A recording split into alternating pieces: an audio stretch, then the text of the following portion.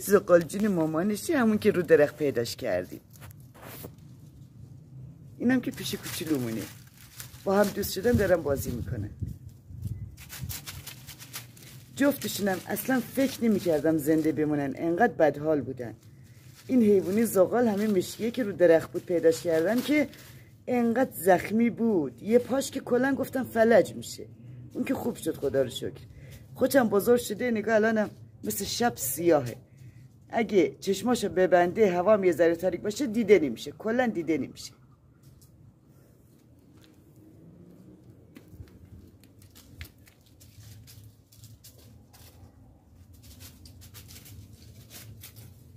با برگام کیف میکنن. اینم که کپل مامانیشه.